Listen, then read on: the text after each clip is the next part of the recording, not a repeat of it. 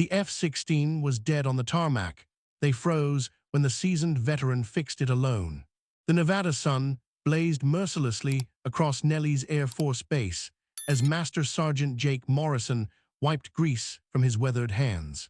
At 52, Jake had become invisible, just another gray-haired mechanic shuffling between hangars while younger airmen dominated the spotlight. His uniform bore no flashy patches, no combat ribbons that gleamed under fluorescent lights. To most, he was simply the old-timer who'd been fixing jets since before they were born, but today, everything would change. The alarm pierced the morning calm like a blade. All hands to Hangar 7. Emergency scramble. The announcement crackled through speakers as Jake dropped his coffee, watching it splash across concrete already stained by decades of hydraulic fluid. Before continuing, hit that like button and subscribe to discover more stories of everyday heroes whose true greatness only reveals itself when everything's on the line. Inside Hangar 7, chaos reigned. The F-16 Fighting Falcon designated Viper 7 sat motionless, its sleek form betraying none of the critical failure hidden within. Colonel Sarah Matthews, the base's youngest squadron commander, stood before a crowd of technicians, her voice tight with urgency. "Gentlemen, we have a situation. Senator Williams' son, Lieutenant Alex Williams, is airborne in a damaged F-16 40 miles out. His backup systems are failing, fuel's critically low, and weather's closing in fast. We need Viper 7 operational in 30 minutes, or we lose both pilot and aircraft." Jake watched from the back as the base's elite maintenance crew swarmed the fighter. Staff Sergeant Tommy Rodriguez, fresh from tech school with certificates covering his locker, connected diagnostic equipment with practiced precision. Senior Airman Lisa Chen, the squadron's computer systems expert, pulled up maintenance logs on her tablet. These were the stars, young, educated, recognized. "Colonel, we're seeing multiple system failures," Rodriguez called out, sweat beading on his forehead despite the hangar's air conditioning. "The flight computer's corrupted, hydraulics are showing phantom pressures, and the engine management system won't initialize." 20 minutes passed, then 30. The younger technicians worked frantically, replacing components, running diagnostics, consulting technical manuals on their devices. Nothing worked. Jake stood in the shadows, watching, remembering. "This doesn't make sense," Chen muttered, her fingers flying across her keyboard. "Everything tests good individually, but the systems won't talk to each other.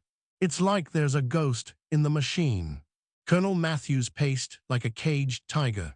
Through the hangar's open doors, they could see storm clouds gathering on the horizon. Lieutenant Williams had maybe 20 minutes of fuel remaining. The backup F-16 at the neighboring base was grounded with its own mechanical issues. "Colonel," Rodriguez's voice cracked slightly, "we need more time. Maybe if we contact Boeing's technical support." "We don't have time," Matthews snapped. "That pilot is running on fumes, and every minute we waste brings him closer to ejecting into hostile terrain." The hangar fell silent, except for the distant rumble of thunder. Jake had seen this before, young minds overthinking, technology failing when it was needed most.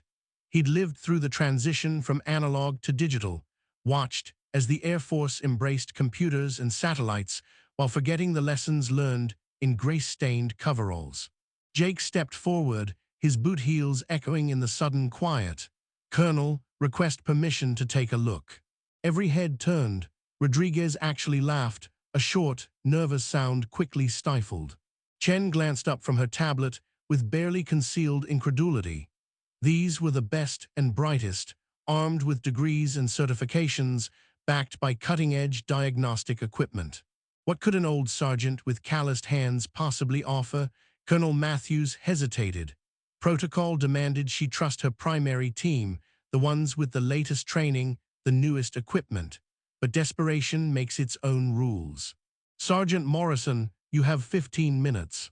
As Jake approached Viper 7, he could feel the weight of skeptical eyes upon him.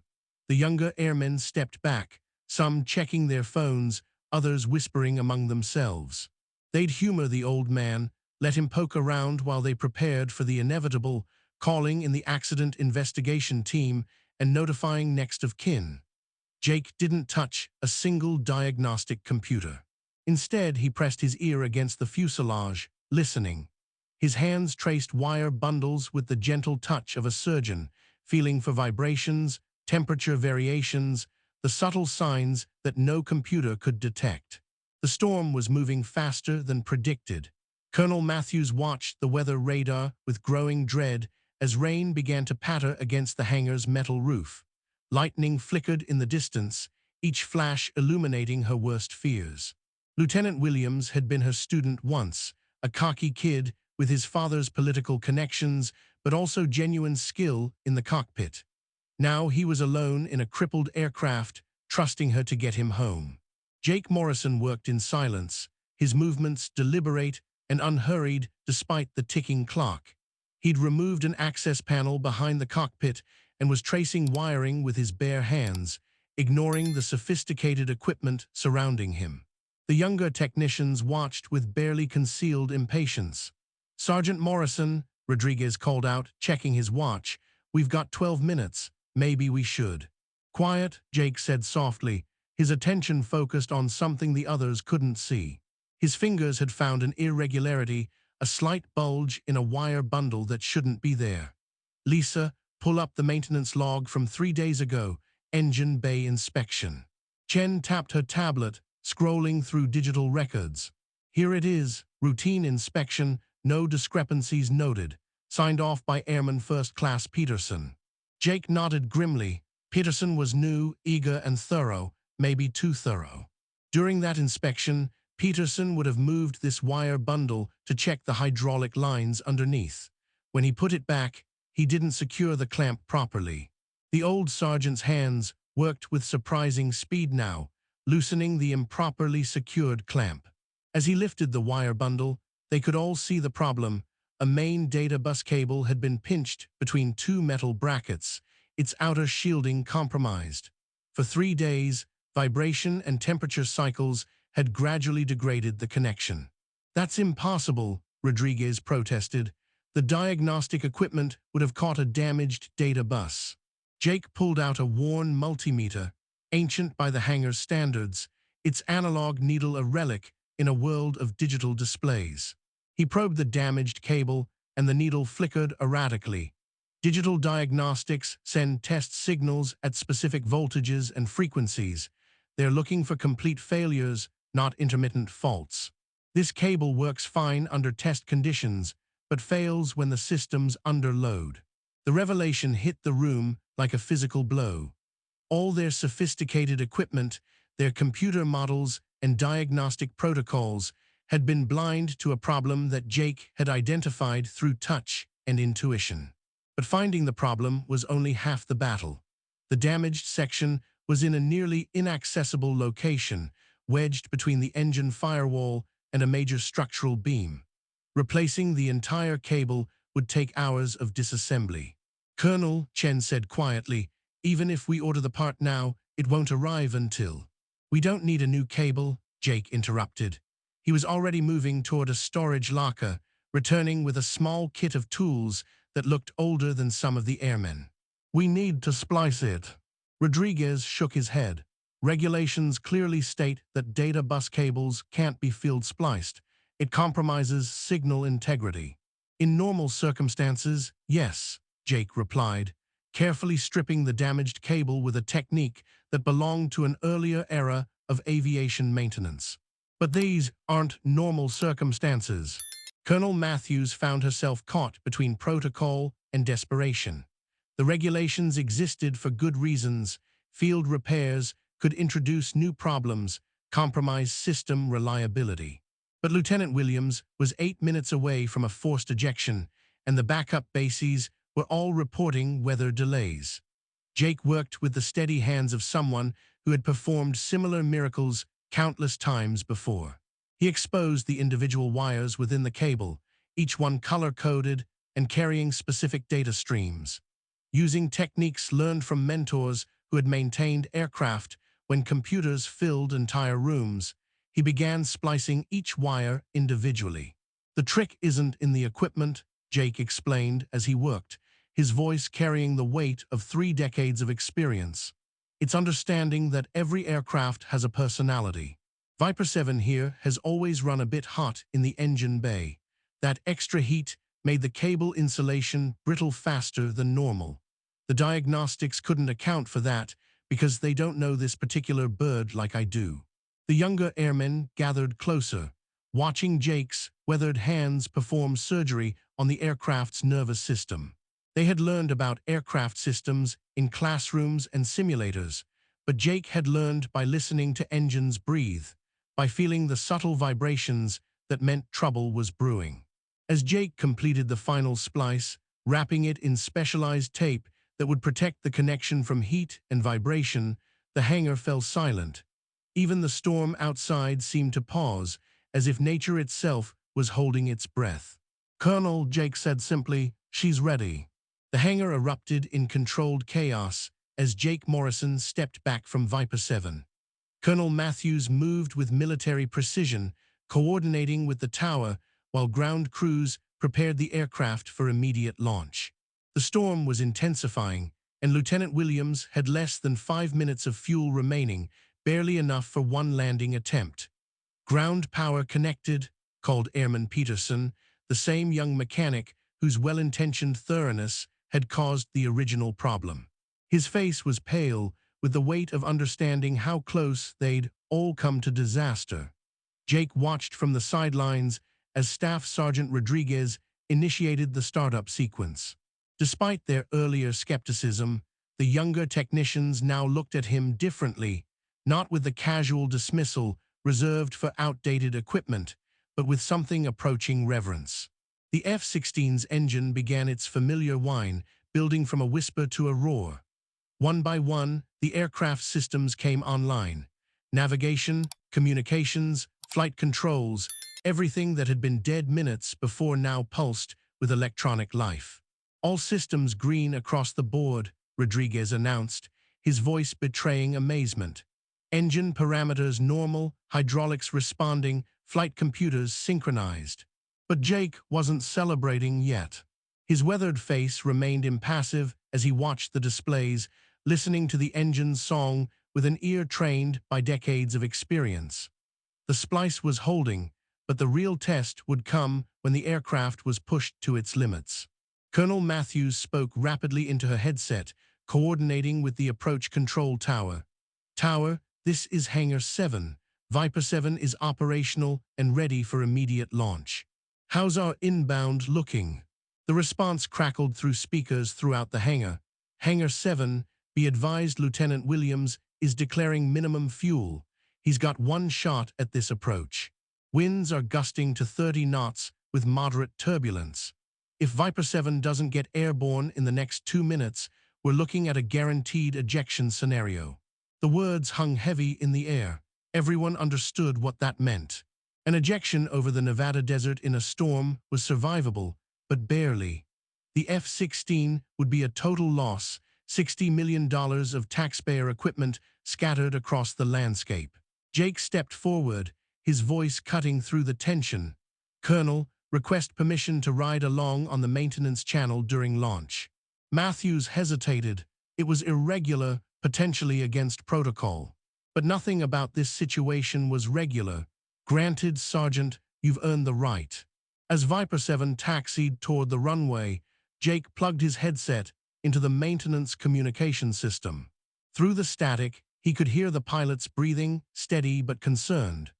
Major Sarah Chen, no relation to the technician, was one of the base's most experienced pilots, chosen for this critical mission because of her reputation for bringing damaged aircraft home safely.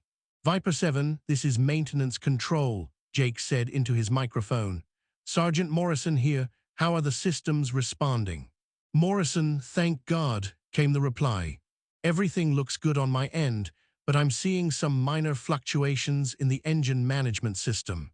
Nothing red, but not quite normal either." Jake closed his eyes, visualizing the splice he had made, the delicate connection between old-school craftsmanship and modern technology. "Viper 7, those fluctuations are normal given the repair. The system's learning to compensate. Trust your instruments, but more importantly, trust the aircraft. She'll bring you both home. Through the hangar's windows, they could see Viper 7 position herself on the runway, afterburners painting the stormy sky with twin cones of fire. The F-16 accelerated with purpose, lifting off just as the first heavy raindrops began to fall. Now came the hardest part, waiting. Rodriguez monitored the radio channels, calling out updates as the two aircraft closed the distance between them. Viper 7 is climbing through 10,000 feet, all systems nominal. Inbound aircraft is descending through 15,000, fuel state critical. Jake found himself holding his breath as he listened to the radio chatter. Major Chen was coaching Lieutenant Williams through the approach, her voice calm and professional despite the circumstances. The young pilot sounded tired, stressed by his emergency and the deteriorating weather conditions. "Lightning's getting closer," Chen reported through the radio. "We need to get this bird on the ground fast." The next few minutes stretched like hours. Jake could picture the scene playing out above them, two aircraft dancing through storm clouds, one damaged and fuel-starved, the other serving as electronic eyes and guardian angel. The splice he had made was now being tested under the most demanding conditions possible, carrying data that would determine whether both pilots came home safely. "Contact," Rodriguez suddenly announced. Viper 7 has visual contact with the inbound aircraft, beginning escort procedures. Through the radio static, they could hear Major Chen's voice. "Williams, I've got you in sight. Your aircraft looks good from the outside, no visible damage. We're going to bring you straight in, no pattern work. Follow my lead and trust your instruments." The escort formation descended through the storm, guided by Viper 7's functioning systems and Major Chen's steady hand. Jake's repair was holding, the spliced cable carrying critical navigation and communication data that was quite literally the lifeline between the damaged aircraft and safety. As the two F-16s broke through the cloud deck on final approach, everyone in the hangar moved to the windows. They could see the aircraft through the rain, Viper 7 slightly ahead and to the left of Lieutenant Williams' damaged fighter. Rain hammered the runway as two F-16s descended through the storm, their landing lights cutting through the darkness like fallen stars. In Hangar 7, every eye was fixed on the approaching aircraft, but none more intently than Jake Morrison's. His splice, that field repair that had violated a dozen regulations, was about to face its ultimate test. "Viper 7, you're looking good on approach," the tower controller's voice crackled through the speakers. "Winds 270 at 28, gusting to 35. Runway is wet but acceptable." Major Chen's voice came back steady and professional. "Roger Tower, Viper 7 has the field in sight. Williams, stay close on my wing. We're bringing you home." Jake pressed his headset closer to his ear, listening to the subtle changes in engine tone that the radio transmitted. The spliced cable was carrying data from dozens of sensors: airspeed, altitude, engine parameters, flight control inputs. If any part of that repair failed now, both pilots could be lost. "Hydraulic pressures fluctuating on the damaged bird," Rodriguez reported, reading from his instruments. "It's within acceptable limits, but just barely." Colonel Matthews stood rigid beside the radio console, her knuckles white as she gripped the microphone. She'd made the call to trust Jake's field repair, overriding protocol in favor of experience. If this went wrong, if that splice failed and cost 2 lives, the decision would haunt her forever. Through the hangar windows, they could see the aircraft now, 2 dark shapes growing larger against the storm-torn sky. Viper 7 flew with rock-steady precision, while Lieutenant Williams' damaged F-16 wavered slightly, fighting the crosswinds with systems that weren't quite responding normally. "Final approach, gear down and locked," came Major Chen's calm report. "Williams, you're doing great, just follow me down." Jake found himself unconsciously holding his breath. In his mind, he could see the splice, those carefully joined wires wrapped in protective tape, carrying the electronic lifeblood that kept modern aircraft flying. 30 years of experience had taught him to trust his work, but there was always that moment of doubt, that whisper of uncertainty that came with pushing the boundaries of what regulations allowed. The damaged F-16 touched down first, its tires smoking as they kissed the wet runway. For a heart-stopping moment, the aircraft veered slightly to the left, but Lieutenant Williams corrected with smooth control inputs, keeping the fighter centered on the white lines that marked the path to safety. "Beautiful landing," Major Chen's voice carried pure relief. "Williams, you're down safe. Taxi speed, follow the ground guide to the de-arm area." The hangar erupted in cheers, but Jake remained focused on his headset, listening as the aircraft systems continued to function normally during the taxi phase. It wasn't over until both jets were safely parked and shut down. Viper 7 followed moments later, touching down with the practiced ease of an experienced pilot. As both aircraft turned off the runway and began their taxi to the ramp, Jake finally allowed himself a small smile. The repair had held. The splice had worked under the most demanding conditions possible. "Outstanding work, people," Colonel Matthews announced to the assembled crowd. That was textbook crisis management and problem-solving.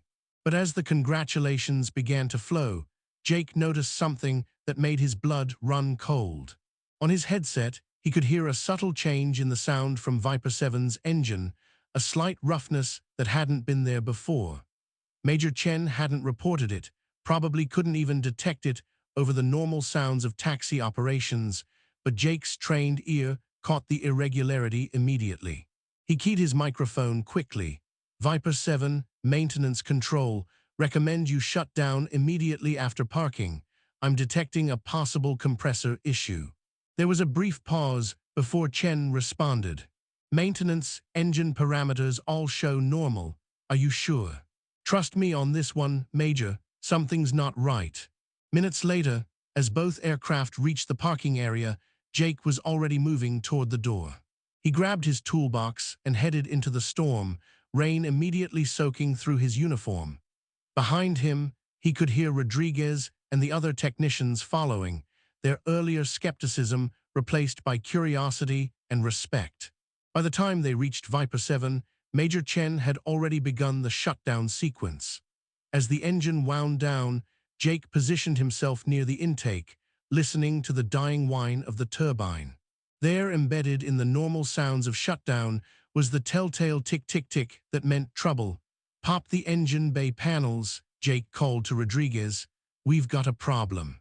Using flashlights to pierce the darkness and rain, the maintenance crew opened the F-16's engine compartment. Jake's experienced eyes immediately found what his ears had detected, a loose bolt on a compressor housing, vibrating in its threads. In another few minutes of operation, it would have backed out completely, potentially causing catastrophic engine failure.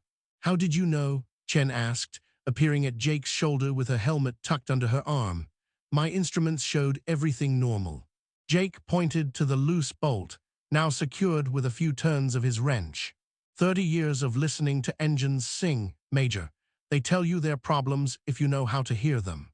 As the immediate crisis passed and both aircraft were declared safe, the younger technicians gathered around Jake with new eyes. They had witnessed something that couldn't be taught in technical schools or learned from computer manuals. The kind of intuitive understanding that came only from decades of intimate contact with machinery. "Sergeant Morrison," Rodriguez said quietly, "I owe you an apology. We all do." Jake wiped rain from his weathered face and looked at the young airman with understanding. "No apology needed, son. You know the new systems better than I ever will. But sometimes the old ways and the new ways need to work together. That's when the real magic happens." 3 weeks after the emergency, Nellis Air Force Base had returned to its normal rhythm. The storm had passed, the damaged F-16 had been fully repaired and returned to service, and Lieutenant Williams had resumed flight operations with a new appreciation for the ground crews who kept him airborne. But in Hangar 7, everything had changed. Jake Morrison stood before a group of young airmen, sharing techniques that had never made it into any technical manual. His weathered hands demonstrated how to feel for loose connections, how to listen for the subtle changes in sound that preceded mechanical failure, how to diagnose problems that sophisticated computers couldn't detect. The diagnostic equipment is excellent, Jake explained, holding up a wire bundle similar to the one that had nearly cost 2 lives. But it's only as good as the person interpreting the data. Sometimes you have to trust your instincts, trust what 30 years of experience tells you even when the computers say everything's fine. Staff Sergeant Rodriguez watched intently, his earlier arrogance replaced by genuine respect. He'd requested these informal training sessions after realizing how much he didn't know despite his technical certifications. The other young technicians had followed suit, hungry to learn the skills that couldn't be downloaded or streamed. Sergeant Morrison, Airman Peterson raised his hand, still carrying guilt over his role in the original problem. How do you develop that kind of intuition? I mean, I can follow procedures and read diagnostics, but what you did, sensing that engine problem, knowing exactly where to look, that seems impossible. Jake smiled, remembering asking similar questions to his own mentors decades earlier. Peterson, every mistake you make teaches you something as long as you're paying attention. That wire bundle you didn't secure properly, that wasn't a failure, that was education. Now you know what can happen, and you'll never make that mistake again. The young airman nodded, understanding beginning to dawn in his eyes. Colonel Matthews appeared in the doorway, having quietly observed the impromptu training session.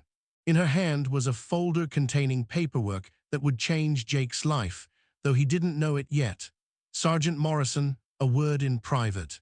Jake followed her to a quiet corner of the hangar, away from the listening ears of his students. Matthews opened the folder, revealing documents he recognized immediately: promotion orders.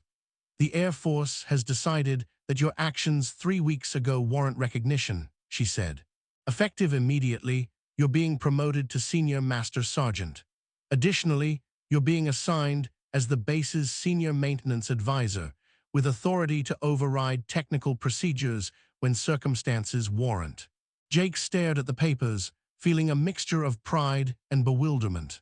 After years of being overlooked, of watching younger airmen advance while he remained in the background, recognition had finally come. Colonel, I don't know what to say. Say you'll accept, Matthews replied. The Air Force is changing, Jake. We've become so focused on technology and procedures that we've forgotten the value of experience and intuition. What you did, saving those pilots with nothing but skill and instinct, that's what we need to preserve and pass on. That evening, Jake sat in his small apartment off base, looking at the promotion orders on his kitchen table.